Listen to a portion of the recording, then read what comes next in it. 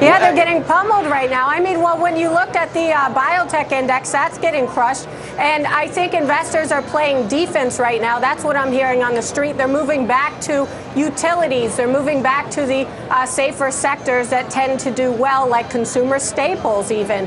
And you're seeing the high flyers, even the biotech index, get crushed. 122 companies of the NASDAQ biotech index bring in zero revenue. So whether investors have overpaid for stocks that comprise that sector or not, time will tell. But for the time being, investors are playing defense right now. Personal consumption was up 3.3%, besting expectations from an overall pretty boring reading with GDP. And I think what that shows is possible momentum at the end of last year, moving into this harsh winter that we've seen. So I think the consumer is going to be extremely important in Q2 and Q3 as we move out of this harsh winter and stop blaming the weather on consumer. And hopefully with that, with the consumer growing, that'll boost stocks moving throughout the rest of the year. We still see the S&P about 7% higher next year. Shares stand right now, we're about 85, 83% of tangible book. So you have to ask yourself, what's the risk reward going forward? And I just don't see very much downside. And I think there could be catalysts to the upside as we get more information about why they failed. Management was caught off guard, certainly, and they're going to have meetings with the Fed. And as we reach first quarter earnings, we'll get a little bit more disclosure. But I think the important concept here is the capital is there. It's not as if, we thought there's excess capital at Citi, we got the stress test, and now they have to raise capital. They didn't have the capital we thought. The capital actually came in better than we thought. There's just some procedural issues that we have to get more detail on and clean that up.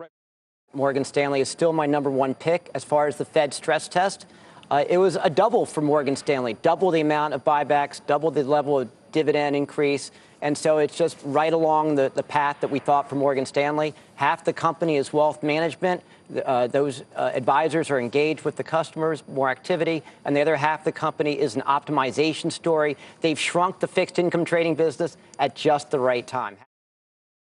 Sure. I mean, you're right. It's certainly been very dependent upon the US. We've seen about $125 billion of net buying in the last 12 months. That's a record. That's higher than what they were buying in 2007 at the peak of the market. So European equities have been very much driven by flows coming across the Atlantic from US retail, US institutions, and what have you. And yes, when we looked at it, the hedge funds, the global hedge funds, had just been starting to take a little bit of their weightings down, reducing their net leverage, reducing their exposure to equity.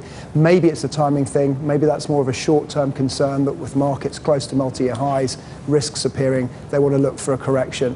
But yes, if we don't get continued inflows from overseas investors, we'll have a problem. I think the macro fundamentals in Europe are still okay. The ISM, the domestics, the IFO surveys, the PMIs, they're all holding up quite nicely.